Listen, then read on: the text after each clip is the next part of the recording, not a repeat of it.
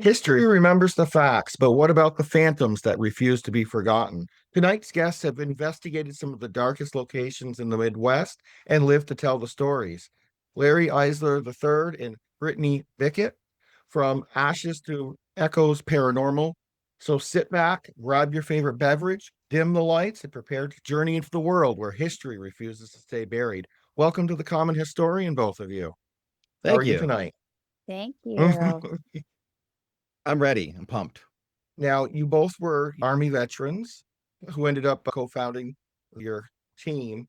Now, how did the military service kind of shape the way you guys approach an investigation? Logically, I'd like to think it gives us more logic and attention to detail and being able to thrive in chaos. Yeah, for the most part, just being flexible and adaptable to anybody and anything. What do you say, Yeah. Lowy? I think you're spot on all those. I would add a couple. I would definitely say work ethic because sometimes, especially because of what we do on the film side, you could have a 20-hour day. And the Yep. more you complain and the more you drag it out, the longer the day gets. And sometimes it's just her and I and one or two other people. And when the two of us are hard charge and getting stuff done, the day goes quicker. And I definitely think that's 100% a part of being in the army because sometimes you have 20-hour days in the army too, and you just have to put up with it. Yes, you have no choice. So we kind of, Choice. unfortunately, put everybody else through that too. Because we're like, we don't get a choice, neither do you. You signed up for this. Sorry, you had a chance to bounce, you didn't bounce. Welcome to the sun. Yeah. Mm-hmm. And then besides for that, the only other one that I would say would be probably our fashion sense, wearing all one color. That definitely Yeah. transposed into the paranormal where we only wear black. So Brittany didn't get the Mhm. memo today. She's wearing red, I think, or brown. No, it's purple. It's light purple, but I'm in a moody. He said dim the lights, so we're dimming the Mm. lights. Alexa, turn off the lights. Oh, There we go. bye. I'm still here. Alexa, turn on the desk lamps. So yeah. Oh, webcam's moving around now. Yeah, so Larry, before you Ashes to Echoes Paranormal, you already deep into the paranormal world or writing books, producing all those different things. At what point did you go from solo investigator and filmmaker to building a team with Brittany? That's a complicated question. Um, I've always been a part of a duo. I got into the paranormal duh, almost 17 years ago. 6 months in, I met my partner Dan, and I exclusively investigated with him for 15 years. And we had people come and go. My friend Steve joined us for a long time. We had team members that came and went, but for the majority of it, it was really just him and I. And then when he retired in, I want to say 2024, I flew solo for Brittany. I think it was what, like 5 months? Yeah, whopping 5 months. 5 months. That was my solo career. That was my Justin Timberlake era. And she snatched me up. She goes, "You're on my team now." And I'm like, all right. This was a prior team that she was the co founder of. And she goes, "You're in my chapter now." And I'm like, "Oh, okay." And she hasn't gotten rid of me since. So I must be doing something good. Man, you make me sound aggressive. You're on my team. You don't have a say. Hold on. It was pretty close to that. So, I don't know. It was, listen, you already hang out with us. You already investigate with us. You're on my team now. Oh, okay. You went to everything, so I did. You're my best friend. yeah. Of course I did. In my very short stint as a solo investigator, it's fun, but it's the paranormal is boring. Can we just say that? The paranormal is boring. It's so freaking boring. Sometimes you're on a location for 8 hours and nothing happens. And now imagine doing that solo. It just sucks. I would much rather be investigating with my best friend to where it's like there's nothing happening. What kind of stupid stuff can we do? And get into hijinks and then find out the ghosts are laughing at us than to just sit there in the dark by myself. So that's True. kind of why when she poached me from my solo career, Like my brain tried to wrap around. I poached you from a solo career. I'm like, wait, I poached you Yeah, from yourself. yeah, Okay, that's yeah. hard on my brain. It's okay. I'm sure when it's your turn, you'll get me back. What the hard? What the hod. So yeah. And then now with From Ashes to Echoes, it's just I couldn't ask for better. That's great. Now, Brittany, your background includes law enforcement, I believe, as well as the military.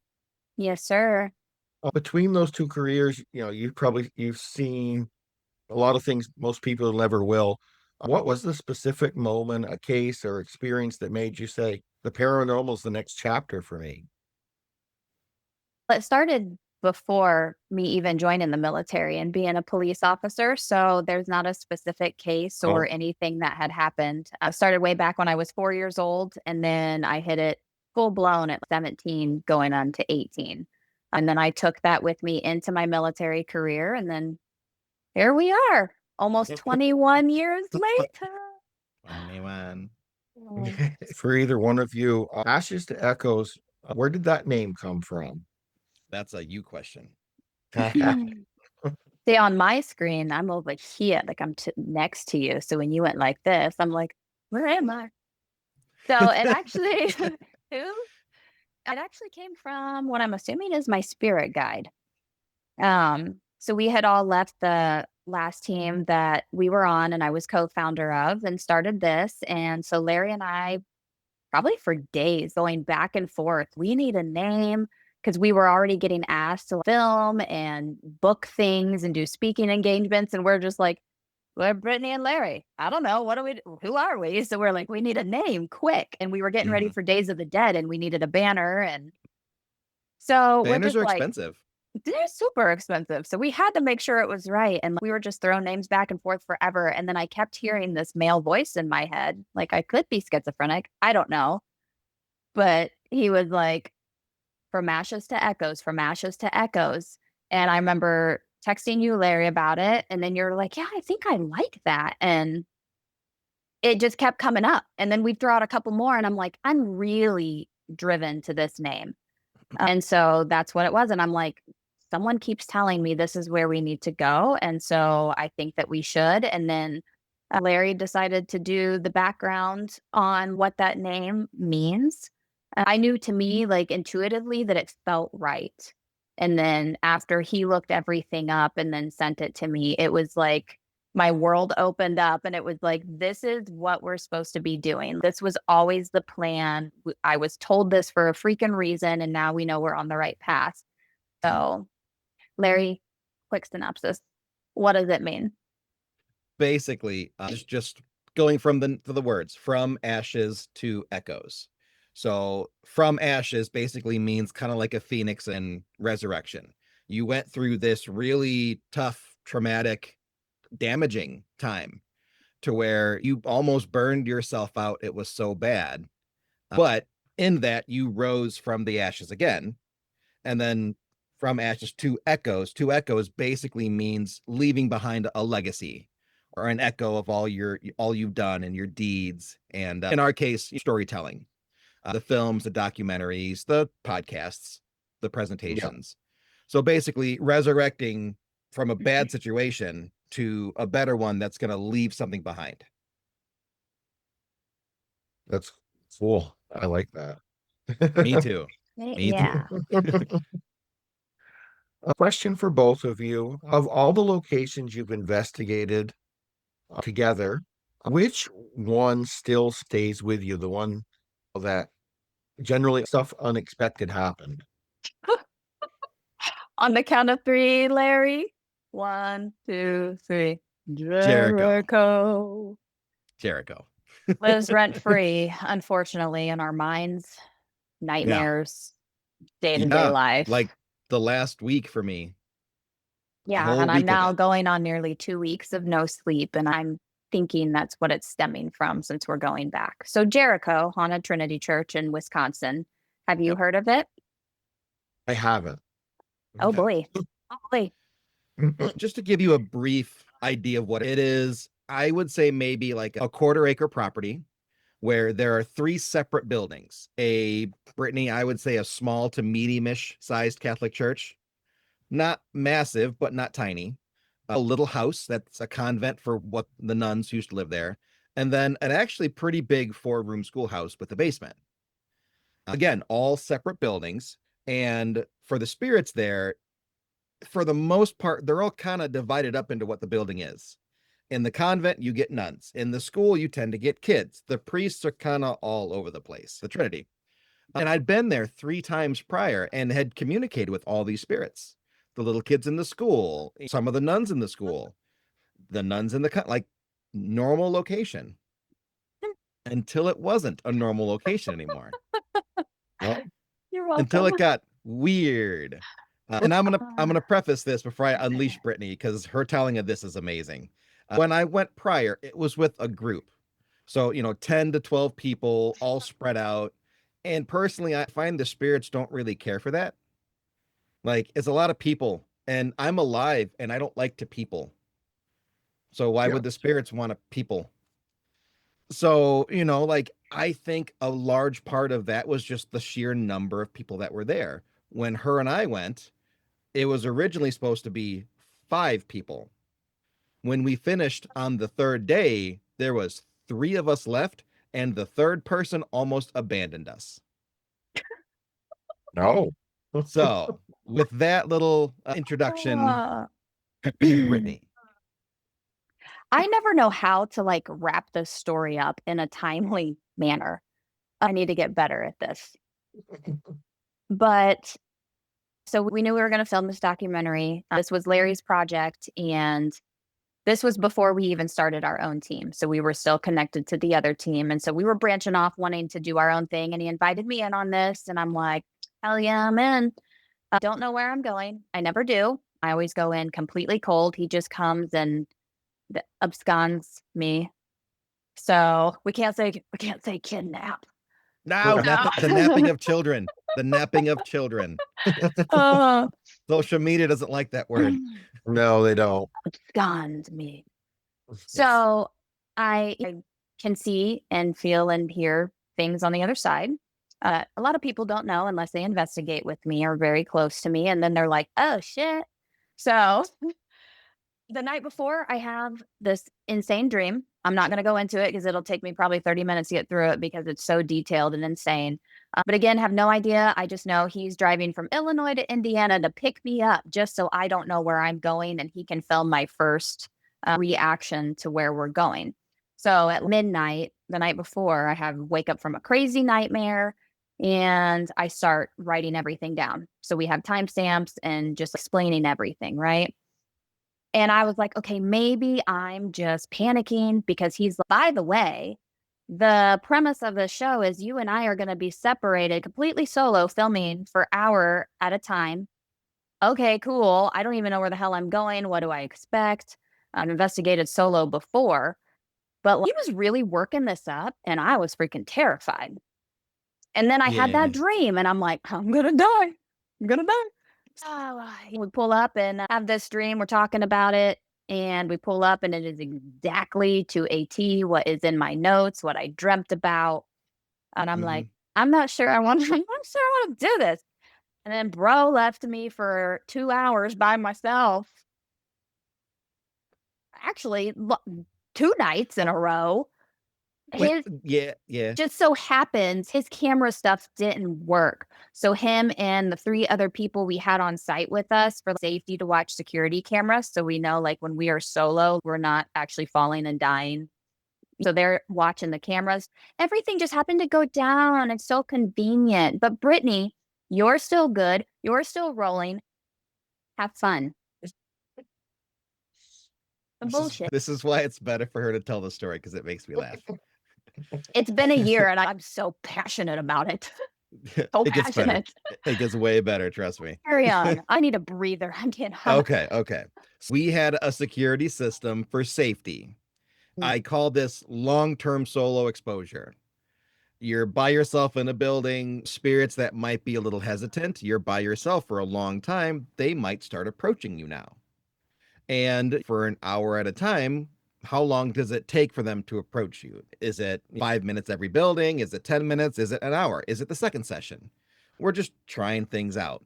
And from the get-go, this I'm interrupting. I was trying things out.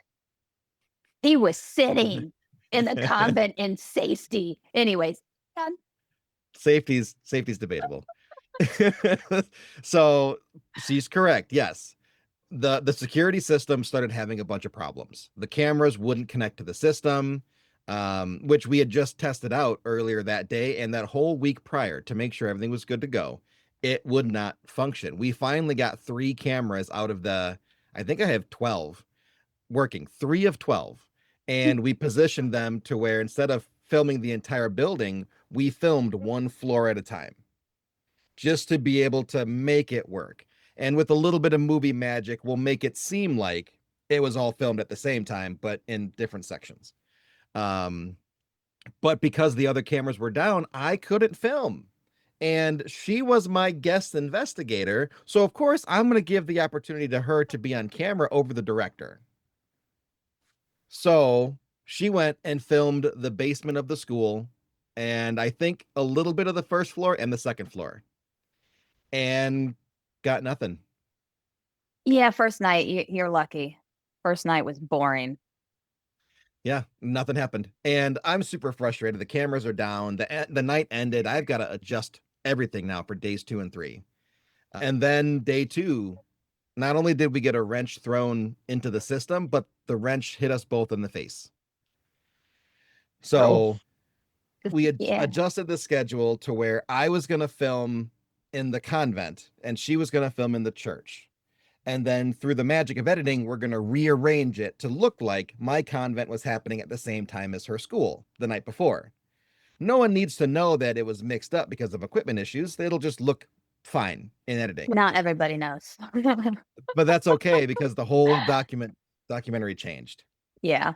So yes, there is movie magic in paranormal shows. As long as you don't fake the evidence, it's all that really matters. Yeah. So I'm in the convent in the attic doing an Estes session for an hour. And I can do that. We can both do long-term Estes. It doesn't have a major effect on us. It's okay. And it's weird to listen to. Like, the responses are crazy, but it's fine.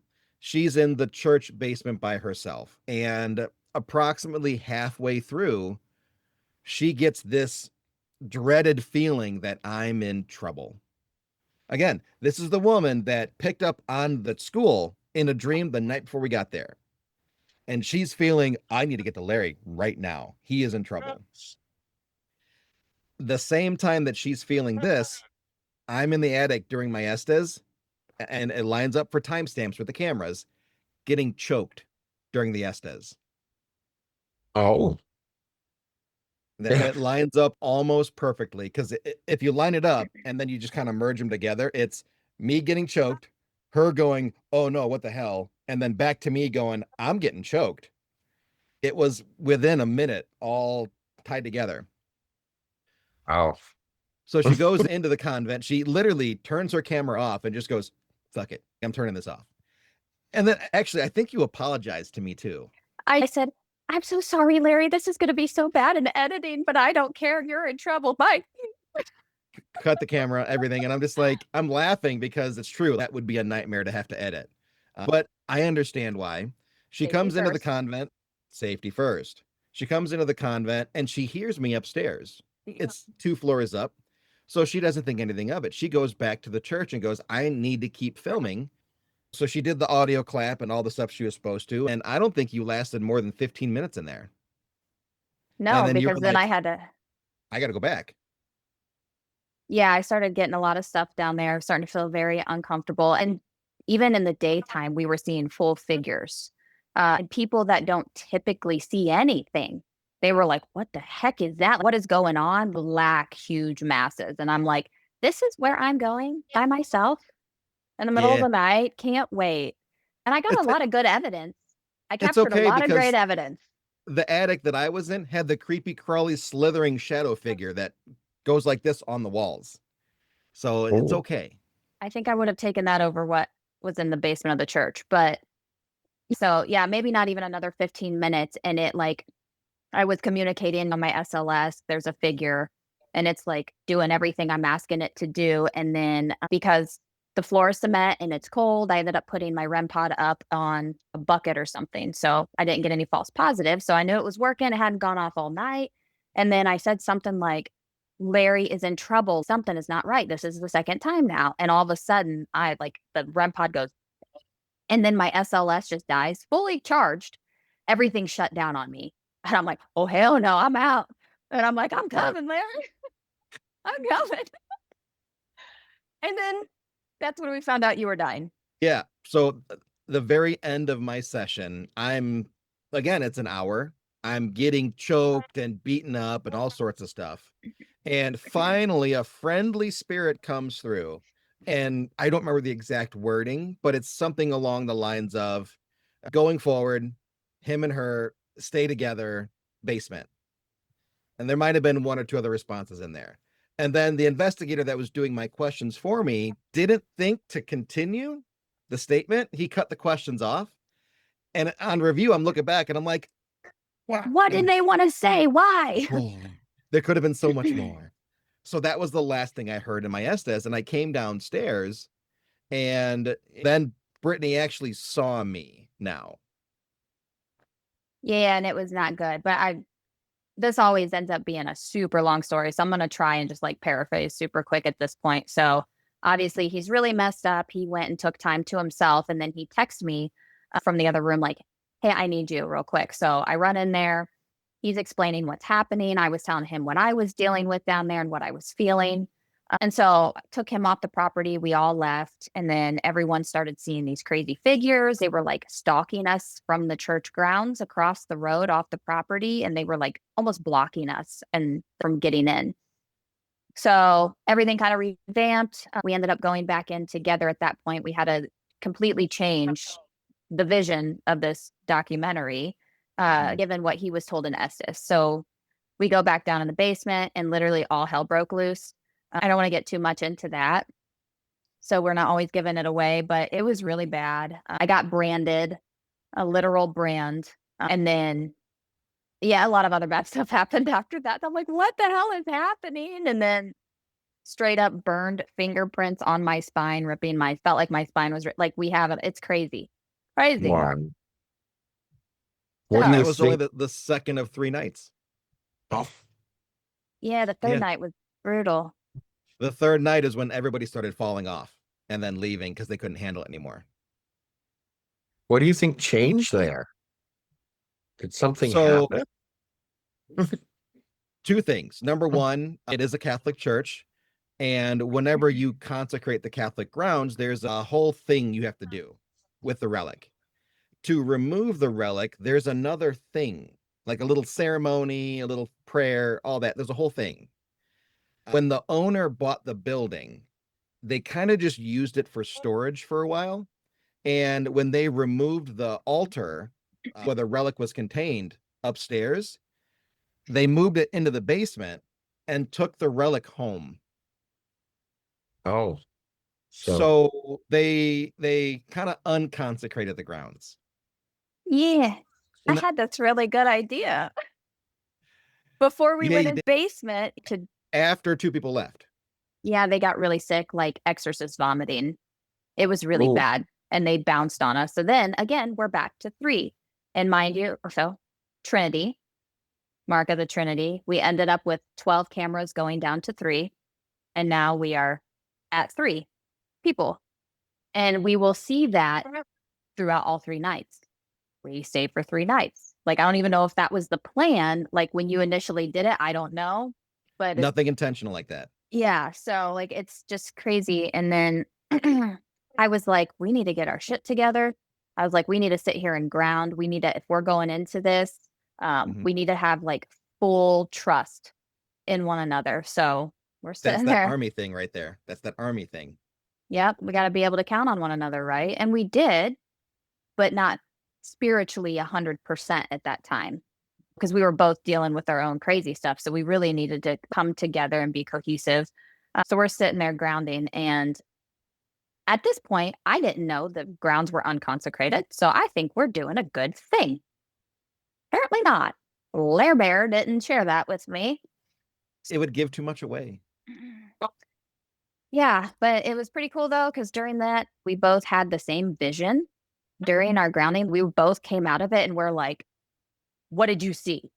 And like we experienced the same exact thing. It was nuts. And then all hell broke loose. And then he Yeah. tells me at the end of it, well, yeah, it's unconsecrated ground. And I'm like, and you allowed us to ground here and be spiritual? This is why.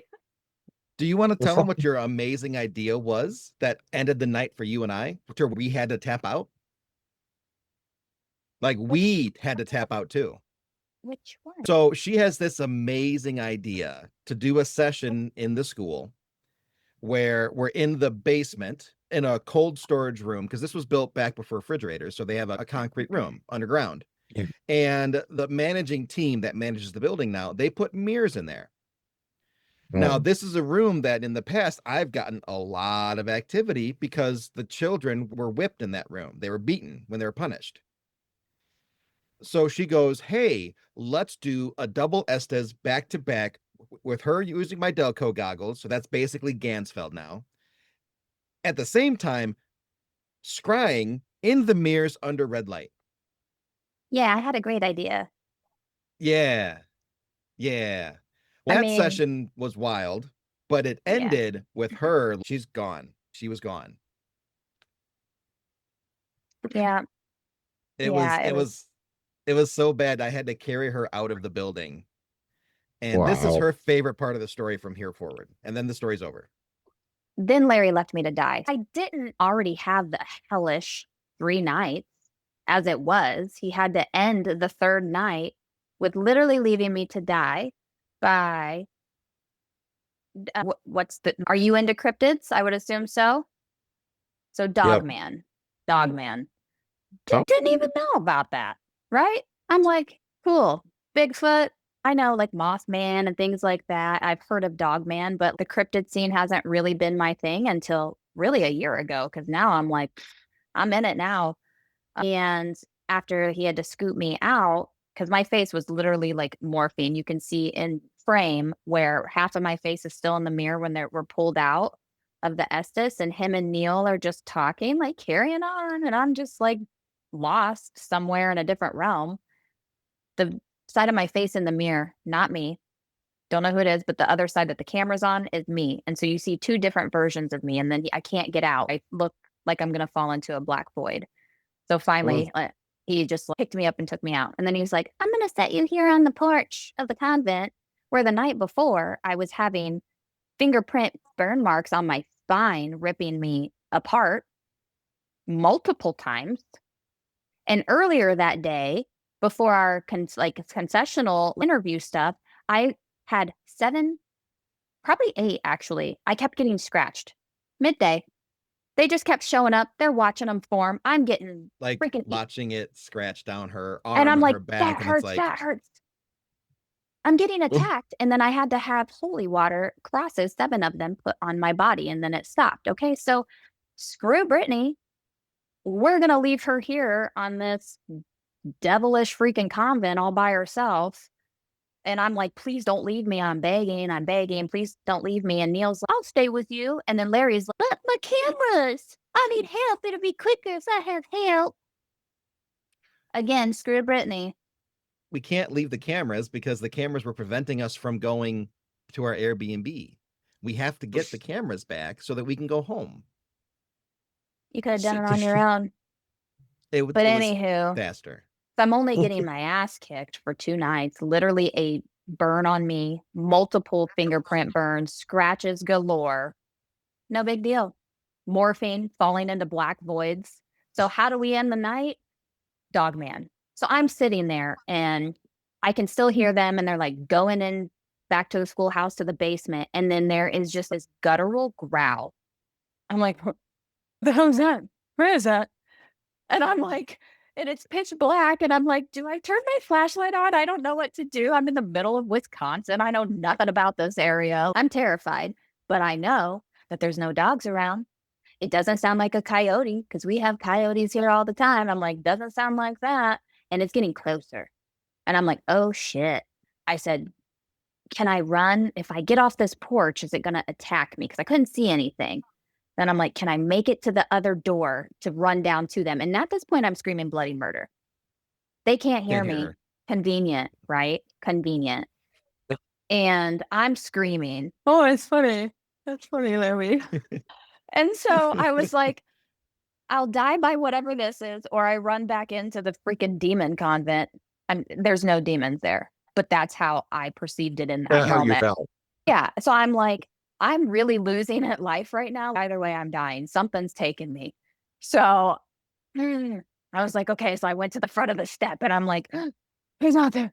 And I'm still screaming and don't see anything. And then it's right next to the stairs. So loud, growling, and there's no figure there.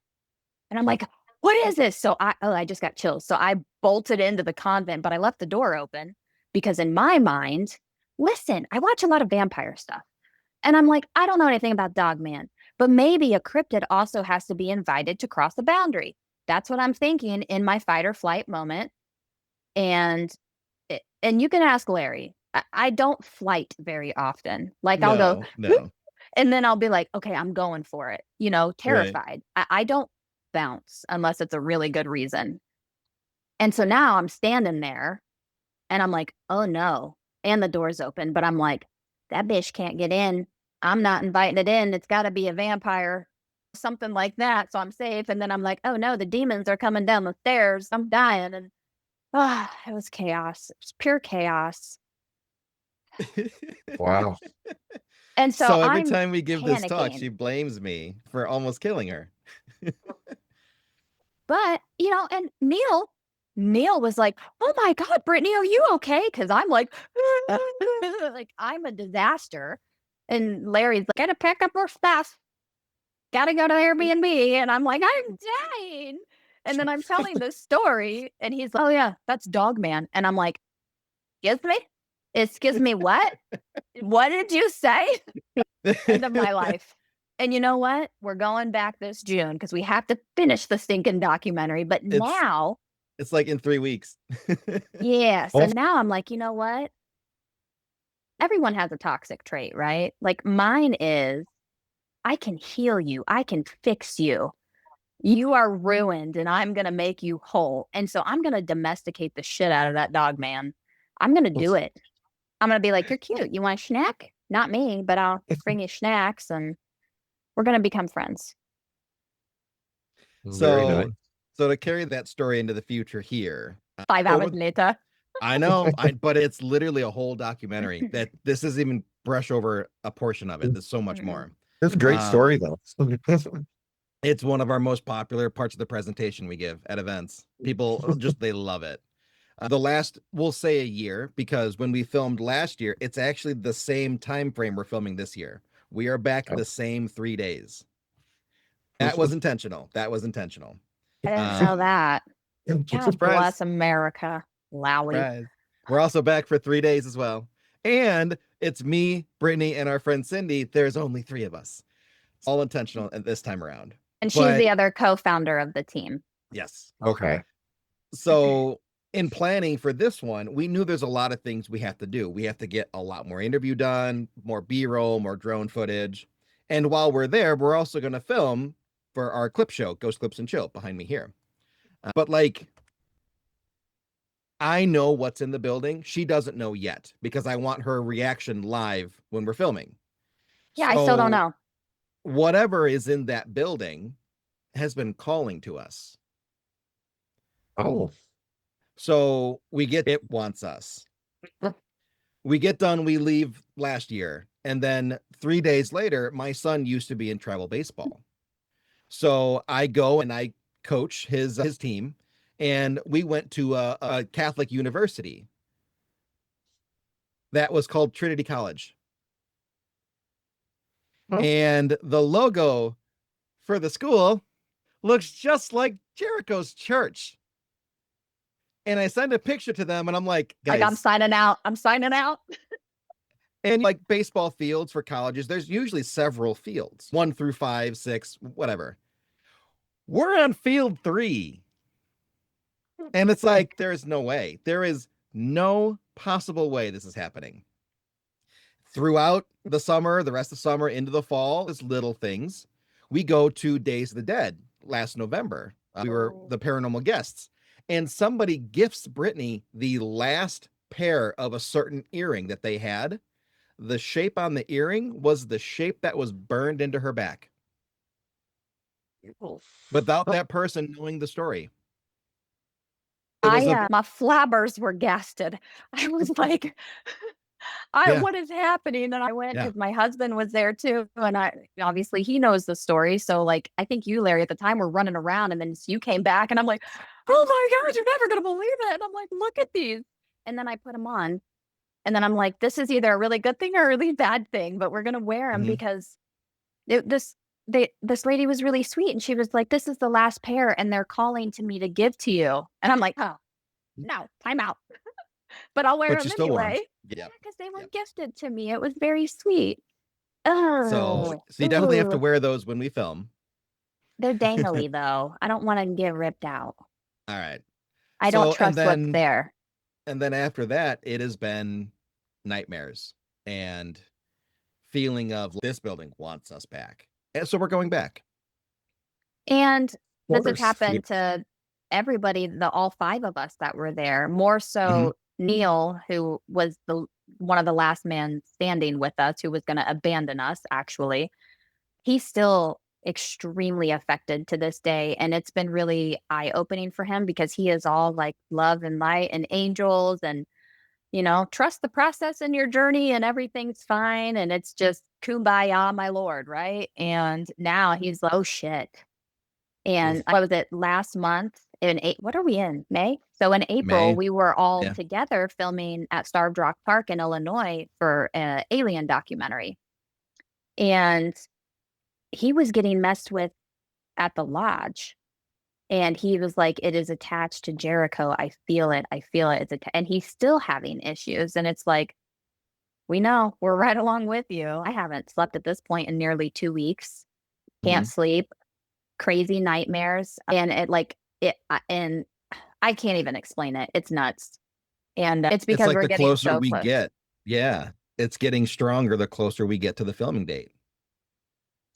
It's waiting. It's waiting for you to return. I don't want to hear that. I don't want to hear that.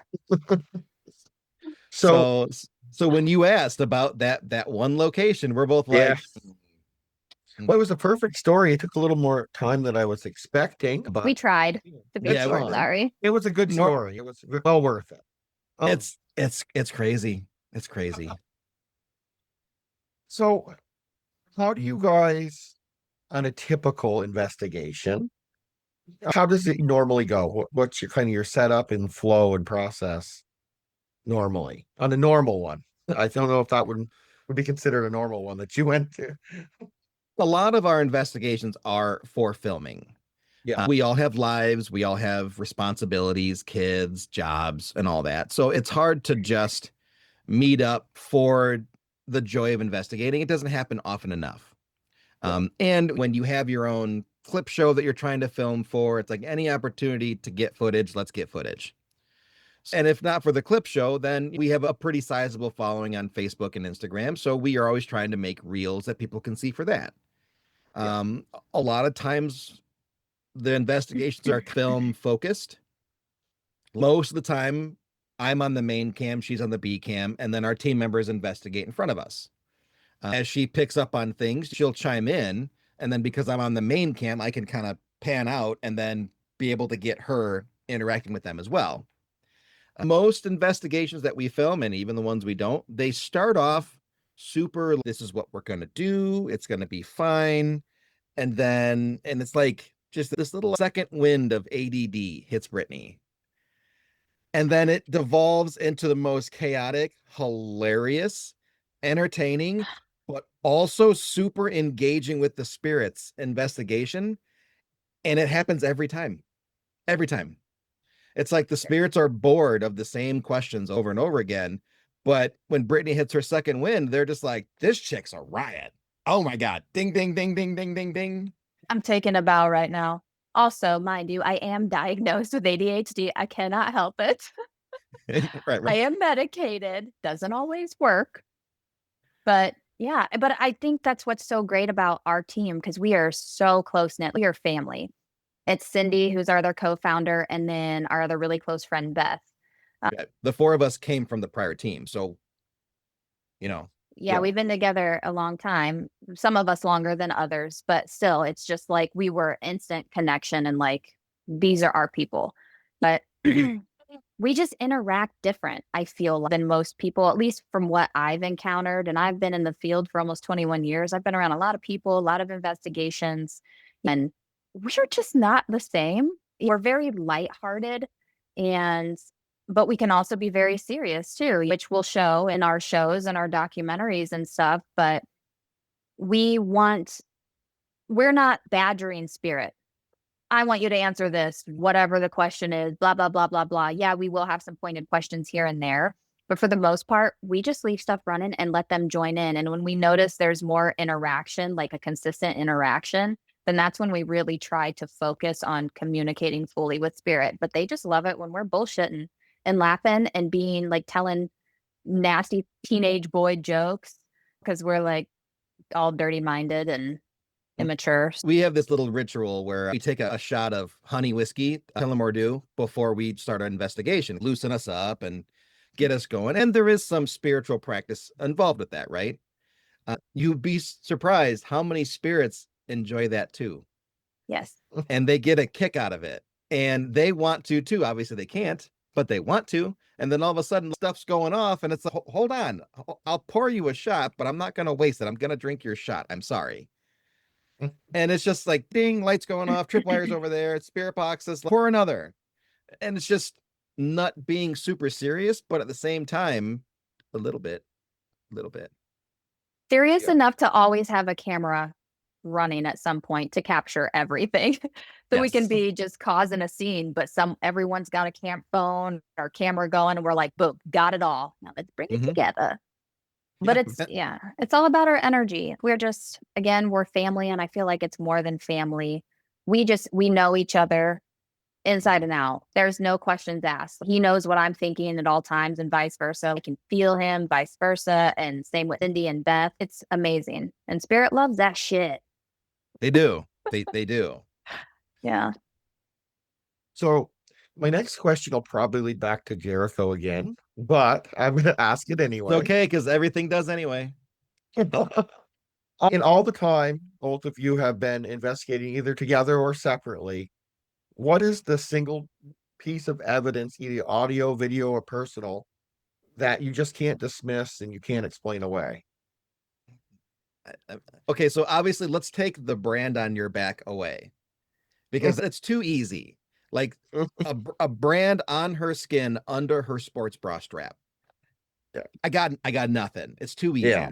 Let's not count that one, And Brittany. it's this big. It's like that. Yeah, like almost the size of my hand. It's big. It's insane.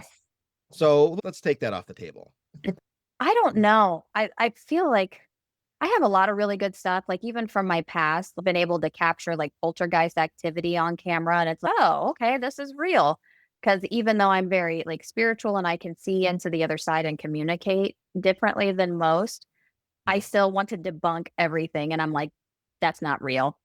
And then I try to be more scientific, be like, yeah, I can hear you saying these things to me, but maybe I'm crazy until someone tells me otherwise. You need to show me. And then it happens. And I'm like, okay.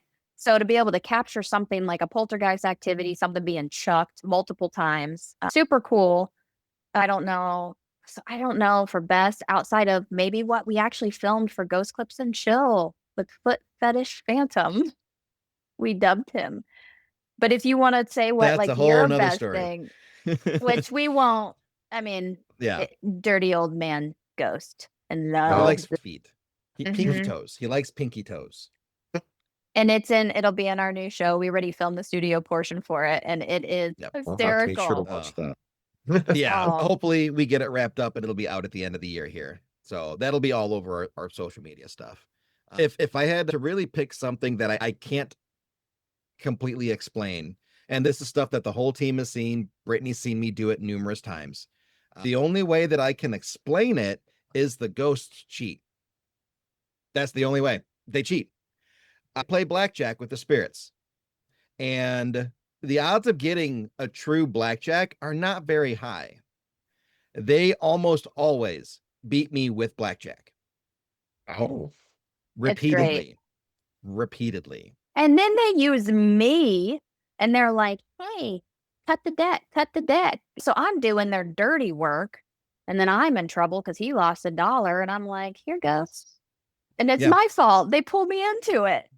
Yeah, Rude. I was winning before the deck was cut, and then she cuts the deck, and it's like 21 blackjack, and I'm like, Listen, they asked. And so I gave. and then I called them out, and I said, "You're cheating." And then guess what the spirit box did? It laughed. It laughed. Yeah, it was pretty awesome. So the only way to explain how they repeatedly get blackjack, they cheat. They can see the deck. If they can walk through walls, they can X-ray vision through cards. They have to be moving the cards. How do you repeatedly get blackjack? Because they have X-ray vision. They cheat. Could be the only explanation for that. They cheat. I got nothing else. Cheaters with X-ray vision. Yeah. They're using telekinesis to swap cards or something. That's all I get. I don't know. It's A fun. real debunked answer, I have no clue. I don't know how to explain it. So I know that you both left at Jericho, but have you ever had an investigation where one of you guys wanted to leave and the other didn't? I don't think so. No, because most of the time we both want to stay longer, but we can't afford it. Oh, Because it's like, Yeah. okay, we're here, but the Airbnb is $200 a night. So we're here for 3 days, plus gas, plus food, and it comes out of our pockets. We need to stay for 4 or 5 days. We can't afford it. Okay, we'll cut it short. But on Yeah. a haunted level, no, I've left early because of another team member at the time, like desperately wanted to leave. They were having a hard time in a location. And the selfish part of me is like, nope, they're not going to win. We're going to work through this. But obviously, I'm never going to let somebody go through that emotionally. So I'm like, all right, we're out. That's the only time. Other than that, we work through it, even if we're terrified. Even when we went back to the Airbnb after Jericho, I was so traumatized emotionally, mentally, and physically. Like in my room, I slept with all the lights on. Like I was terrified. And I don't do that. I love pitch black. And I'm just like every single light's on all the time. But we still watched footage for an hour or two before going to bed. We're idiots. So we're still idiots, Jeremy. We're still like, we got to be done. We're done here. Let's go. We're done. But wait, there's more. Let's watch. We're like, oh, but did we catch that? Oh, go back. Did you see that? Did you see that form over there? Oh Yeah. man. And then it's just like, oh no, really screwed up. Sometimes we're really intelligent. Sometimes we're really not. Yeah. What does it feel like in a room when something shifts from interesting to truly scary or terrifying? I wonder if we're going to give the same answer here.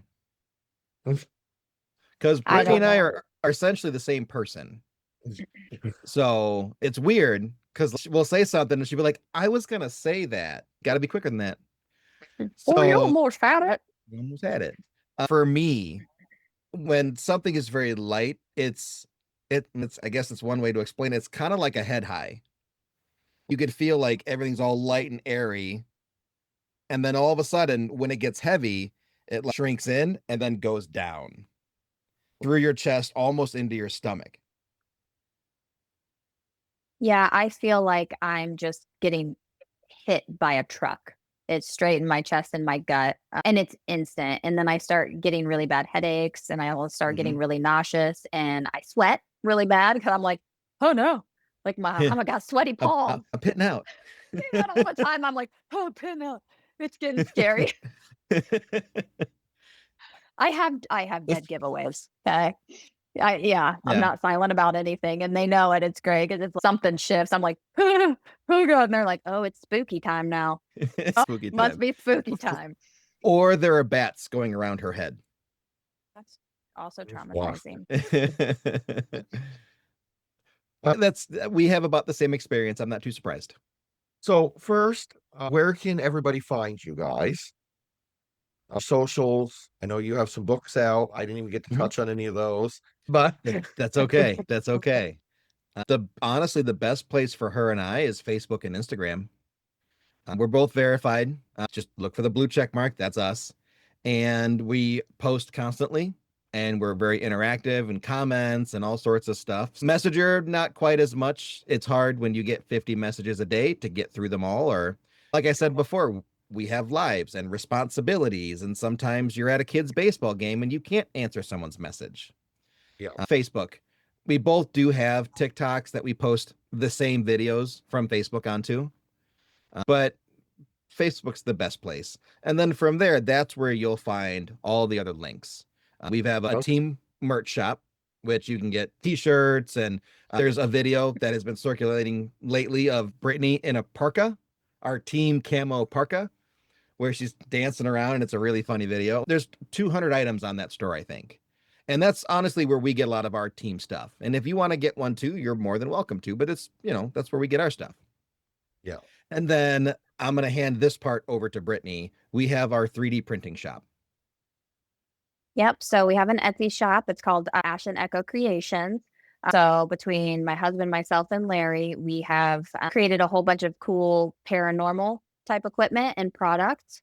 So we have that all up on the shop right now. And I'm assuming you're pulling up that picture. Yeah. Maybe. Maybe. So, yep. So this right here, we made a bye.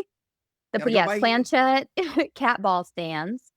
So it's really neat. On the front of it, it has the Ouija. That's the Ouija board. And then Larry had actually did I can't even think of words right now. Hello, Larry. Oh, what? What? I need words. The Ouija board? Yeah, the graphic. The graphic. That's what you were looking for, was graphic?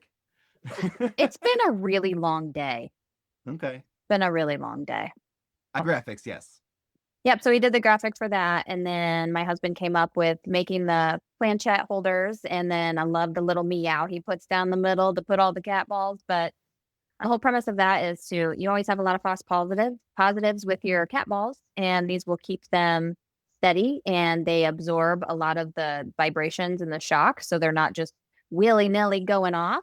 And you can also use them as ITC devices, which we do quite a bit. And from anyone that's purchased them from us or have seen or used them with us at events, they love it. And they're like, need one of those. They're really awesome. We make spirit dice kits, a lot of other cool things. I don't have that picture. Sorry. That's fine. Spirit boards, like pendulum boards, the spirit dice with the kits. We make now all the cryptid stuff. We have like big trophy mounted, like Bigfoot heads, like any other cryptid you can think of. My husband and I just finished the rake, which is awesome looking, 2 days ago, maybe 3 days ago. And we're going to be working on building actual equipment. So looking forward to that. Yep. A lot going on. Always.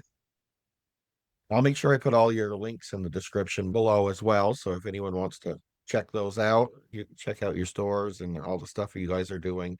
I'll have that back down there. Are you guys going to be at any conferences upcoming? Oh my, about a dozen or so, literally. So I think the first couple we've got coming up here, there is one in June, the Chicago Paranormal Conference. That one's going to be Billy, her husband, and I. Brittany has that thing called Responsibilities. And then the following month in July, there is a Witches and Wellness Expo in DeKalb, Illinois. Again, Billy and I, because Brittany and Responsibilities. And then at the end of July, we're all, the entire team, Brittany, Billy, and I, Cindy, and Beth, all going to Gettysburg for the bash. All right. Which we'll be speaking at. So we do have a round table on Saturday evening. Yep. Sharing all sorts of crazy stories, some of the ones that you have heard here. And then from there, every other weekend, there's an event here, an event there. I also just got booked for the Paranormal Research Symposium, where I'm doing my talk on AI in the paranormal community. Very nice. I'm very excited. So proud of you. So proud of you. It's amazing. I just wish you could go, but you have so many responsibilities. I have children. I have 2 responsibilities, not children. Just saying. But yeah, and then we have another documentary we're filming at the end of September. And then actually, my husband is going to be going to the Bigfoot conference in Nashville, Indiana, where we just filmed that, a week and a half Mhm, ago. So he's going to go do that with all the gear while we're in Kentucky filming. And then we'll be in New Jersey at a film festival. Hopefully, Wicked Gardens. yeah, they're wanting to see Mark at the Trinity. So fingers crossed that pulls through and we can show it to everybody there because it's supposed to be massive. And there's always something. And if it's not on our schedule, it's like, oh, hey, are you free? Yep, we're free. Let's go. And then we're like, let's add this. So Kind we're of all podcast. Yeah, Because Asia was like, hey, do you want to do a podcast? Yeah, sure. All right. let's do it. Okay, sure. Yeah, thank you guys for coming on. It's been great. Like I said, we'll have to do this again because I didn't even get to half my questions. I have a bunch more, but thank you guys for coming on, and I'll have all your links in the description below. Everybody, remember, history never truly dies. It just finds new ways to haunt us. Till next week, keep digging into the darkness. Also, don't forget, if you're new here, hit the subscribe button, ring the bell. New episodes drop every Wednesday and Saturday, and you don't want to miss anything that's coming up. And also, just make sure to like this, comment, and also remember, I'm Jeremy. I'm an historian. Keep digging into the darkness.